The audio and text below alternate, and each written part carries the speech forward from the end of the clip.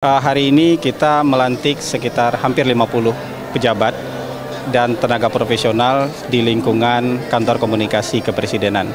Ada 3 deputi, ada 6 tenaga ahli utama yang ditugaskan menjadi juru bicara kantor komunikasi kepresidenan, 12 tenaga ahli utama dan sisanya tenaga ahli media, tenaga ahli muda dan tenaga terampil. Nanti siang kita juga akan melantik kepala sekretariat dan kepala bagian yang akan bekerja sebagai ASN di kantor komunikasi kepresidenan. Jadi alhamdulillah setelah beberapa lama akhirnya kita berhasil merampungkan susunan organisasi, kemudian merekrut orang-orang yang akan menjadi tenaga profesional dan menjadi ASN yang akan menjadi kepala sekretariat di lingkungan kantor.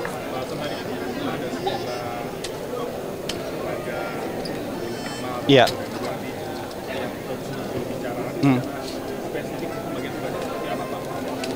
Mungkin bukan pembagian tugas, tapi ada yang punya spesialisasi.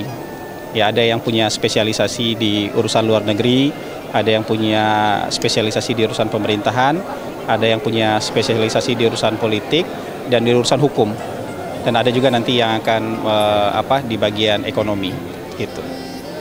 Jadi bukan tugas khusus ya, tapi mereka punya expertise, mereka punya keahlian. Ya, selama ini kan banyak sekali undangan, permintaan wawancara dari teman-teman media.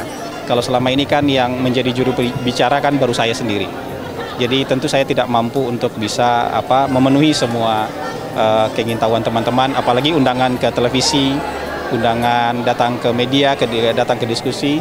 Jadi dengan adanya tenaga ahli utama yang menjadi juru bicara kantor komunikasi kepresidenan, setidaknya jauh lebih banyak permintaan-permintaan interview, wawancara, datang ke televisi maupun datang ke diskusi-diskusi yang bisa kita penuhi nanti. Sehingga pesan dari pemerintah itu nggak vakum, jadi pesan dari pemerintah tetap mengalir kepada masyarakat gitu.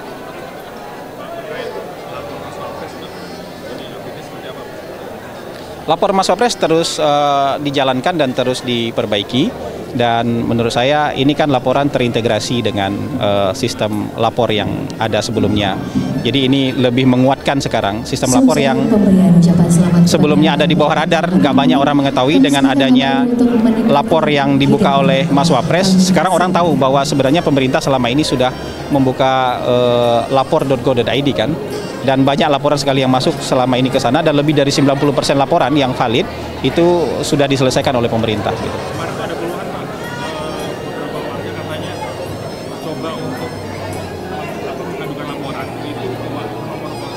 Ya, karena sistemnya sedang dibuat dan dimatangkan, karena banyak yang iseng ya, bahkan dari teman-teman itu banyak yang iseng hanya sekedar untuk mengucapkan menyampaikan laporan-laporan main-main. Ada juga yang iseng dan mereka ngaku sendiri kan di Bocor Halus Tempo, mereka ngaku sendiri bahwa mereka ngisengin lapor itu yang NGO aja iseng gitu loh, apalagi yang masyarakat juga ada. Jadi kita mau buatkan formatnya supaya yang iseng-iseng ini bisa terfilter. Jadi kita ingin laporan-laporan masyarakat itu benar-benar laporan yang valid sehingga kita bisa tindak lanjuti gitu.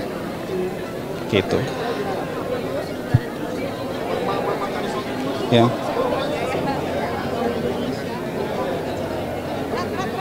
Kalau Indonesia kan pasti fokus sama kepentingan nasional Indonesia ya, bahwa kita ingin kemakmuran buat kita dan kita ingin kerjasama dengan sebanyak mungkin negara. Kita ingin mengembangkan banyak hal, nanti kan ada program makan bergizi gratis yang selama ini kan dapat dukungan juga kan dari lawatan presiden dari Cina, dari Amerika, dari APEC, itu kan banyak yang dapat dukungan.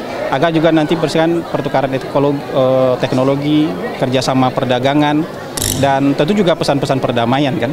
Pesan-pesan perdamaian itu juga penting karena kita nggak bisa bicara ekonomi, perdagangan, kemakmuran kalau situasi dunia kan tidak damai. Mereka juga ingat mereka punya keluarga, saya yakin itu hanya oknum aja kemarin ya. Kami berharap juga tidak akan terulang kembali. Oke, thank you ya.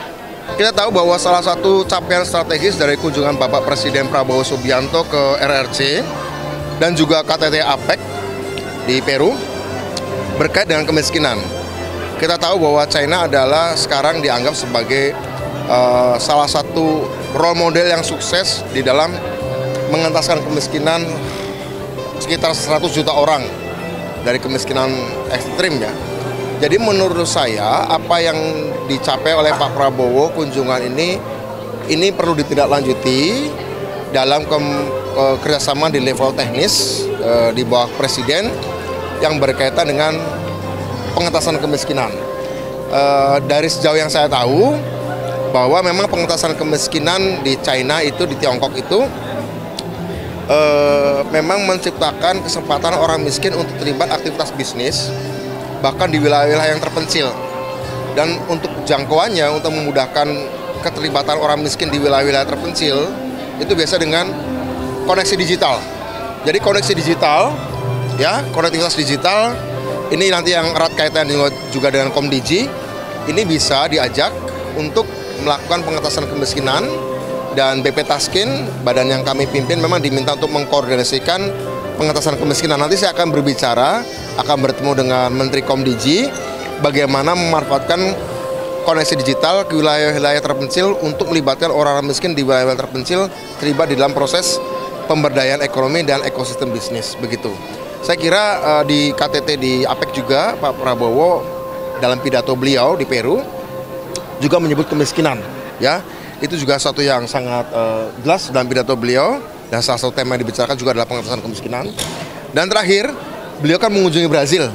Kebetulan Presiden Brazil Ignacio Lula da Silva ini pada periode sebelumnya juga berhasil mengentaskan kemiskinan di masyarakat Brazil yang cukup sukses, dan beliau kan terpilih kembali. Jadi menurut saya kunjungan kenegaraan beliau yang pertama setelah jadi presiden adalah ke dua negara yang sukses melakukan pengentasan kemiskinan, yaitu China dan Brazil. Kemudian KTT APEC juga mengangkat isu kemiskinan. Jadi akan ada banyak oleh-oleh yang dibawa oleh Pak Presiden untuk berbagi pengalaman pengentasan kemiskinan di dua negara yang cukup sukses, dan pertemuan multilateral APEC yang juga membahas kemiskinan. Jadi kita tinggal menunggu kepulangan beliau kembali ke tanah air, dan BP Taskin yang sekarang sedang merumuskan rencana induk bagi pengentasan kemiskinan se-Indonesia. Nanti kita berharap akan bisa bertemu dengan Pak Presiden atau dalam rapat kabinet untuk minta arahan dari Pak Presiden hasil diskusi beliau dengan Xi Jinping, diskusi beliau di APEC, dan hasil diskusi Pak Prabowo dengan Lula da Silva mengenai masalah pengentasan kemiskinan ini. Saya kira itu. Ya, oke. Ya. Ini Mas, dengan penanganan pengungsi di Gunung Lewotobi laki-laki ini gimana Mas? Apakah BP Taskin ikut terlibat Mas? Ini ditangani kalau kayak gini, kalau di penanganan itu untuk tanggap itu Kemensos dulu. Kemensos dulu yang memberikan kedatangan ke sana, dan Menteri Sosial sudah ke sana. Nanti kemudian ada Badan Penanggulangan Bencana juga ada ke sana. BP Taskin ini memang sekarang ini baru tahap, baru mengkoordinasikan dan mengkompilasi beberapa program perencanaan kemiskinan yang sifatnya agak menengah dan jangka panjang dulu, karena ada lembaga baru. Kebetulan kantor baru saja kita sedang konsolidasikan, SOTK-nya juga belum sepenuhnya terbentuk, sedang proses pembentukan SOTK, struktur organisasi dan tata kelola pengorganisasian. Nah, sekarang ini Kemensos yang sudah ke sana. Begitu. Ya. Ya. Oke, masih